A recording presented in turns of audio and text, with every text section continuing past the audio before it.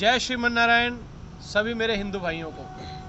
आज हम नारायणी गौ माता संरक्षण सोसाइटी की तरफ से बाय भाई महेश हिंदू जी बड़ौली गांव से हम ही इनकी एक सोसाइटी का एक छोटा सा हिस्सा है और हम नारायणी सेना का संगठन कर रहे हैं ताकि जितने भी गौ भक्त हैं जो सनातन धर्म से प्रेम करते हैं और अपनी सेवा देना चाहते हैं हमारी नारायणी माता गौ माता के लिए, उनके लिए हम एक संगठन तैयार कर रहे हैं जहाँ पे सारे धार्मिक कार्यकलाप हुआ करेंगे, भजन कीर्तन से लेके भगवत गीता के प्रसार तक। लेकिन आज जब मैं महेश भाई साहब के पास आया तो ये आज इतने विचलित बैठे हैं कि सर पे हाथ धरे बैठे थे और मेरे से रहा नहीं गया तो मैंने इनकी दुविधा का कारण पूछ लिया। तो जानते हैं कि इनकी दुविधा का कारण क्या है ताकि इनकी दुविधा आपको भी तो समझ आए। आप सब इतना प्रेम करते हैं महेश भाई साहब से, तो आइए जानते हैं। जय श्री राम। नारायणी माता गौ संरक्षण सोसाइटी, भाई महेश हिंदू, गांव बड़ौली, फरीदाबाद। भाई साहब, दुविधा क्या है? दुविधा सबसे बड़ी समस्या खड़ी हुई है गौ माता की, जो रोड पे विचलित हुई घूम रही है। उसके लिए सरकार के पास भी टाइम नहीं है, ना ही हिंदूवादी नेताओं के पास टाइम है, ना ही हिंदू संगठन के पास टाइम है। बस जो लोग, कुछ चंद लोग हैं, वही गौ माता की सेवा कर रहे हैं। आज सुबह से कम 6 कॉल आई मेरे पास, हमने करा। लेकिन एक ऐसी कॉल आई 3 दिन से कंटिन्यू आ रही थी कि भाई साहब एक गांव है हमारा अनंतपुर के पास, वहां पे एक गौ माता काफी घायल अवस्था में पड़ी हुई थी। लकड़पुर गांव में वो काफी, मतलब कि मैं बताऊं इतनी दयनीय हालत थी गौ माता की, 2 टांगे टूटी हुई थी।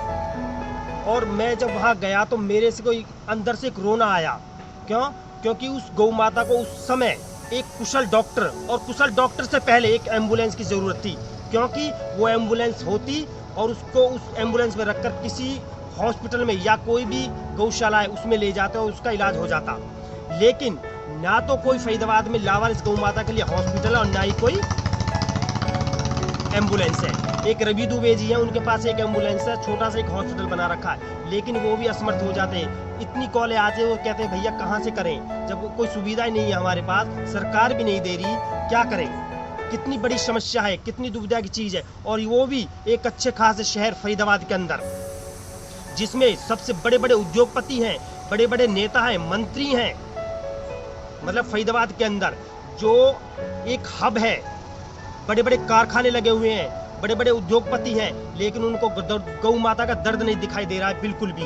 रोड पे, हर नुक्कड़ पे, हर गली में, हर चौराहे पे, हर जगह एक गौ माता मिलेगी। गौ माता के लिए जल की व्यवस्था नहीं है पूरे फरीदाबाद के अंदर। आधी गौ माता है तो ये लगा लो, मैं बताता हूँ, खुद देखता हूँ मैं रोज सुबह शाम, कम से भी कम बगैर जल के मर जाती हैं बेचारी।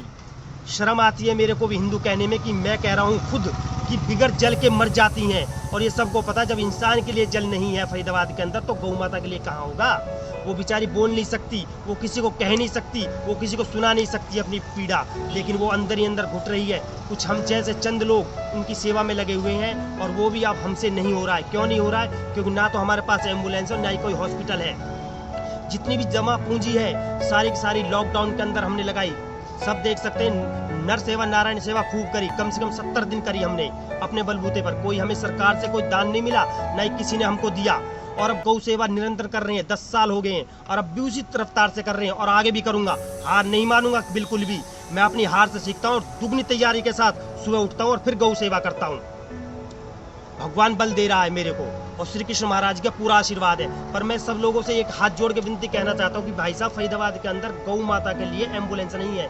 पीड़ा इतनी उठती है दिल में जब एक गौ माता वहाँ पड़ी होती है, उसके लिए एक हॉस्पिटल की जरूरत है और एक एम्बुलेंस की, लेकिन दोनों ही चीज़ फरीदाबाद के अंदर नहीं है। ये बड़ी दुविधा की बात है। भाई साहब, मेरा आप लोगों से हाथ जोड़ के निर्मता पूर्वक तहे दिल से, मतलब कि मेरे पास उसके शब्द नहीं है कहने के लिए, अगर हमारे लिए अगर एक एम्बुलेंस या छोटा सा जमीन का टुकड़ा हॉस्पिटल के लिए दे दे तो मैं दावा करता हूं इस बात का, अगर फरीदाबाद में एक भी गौवंश घायल नहीं होगा और ना ही कोई मृत होगा। क्योंकि मृत इसलिए होता है क्योंकि ना टाइम पे उसको खाने को मिलता है, ना ही पानी मिलता है। जितनी मेरी कोशिश होगी मैं तन मन धन से करूंगा, लेकिन एम्बुलेंस की सहायता चाहिए और वो आप लोग करोगे मेरी, और आपको करना पड़ेगा क्योंकि ये गौ माता आप लोगों की भी है। मेरी सभी भाइयों से हाथ जोड़कर विनती है कि प्लीज मदद करिए। जय श्री राम, जय गौ माता की।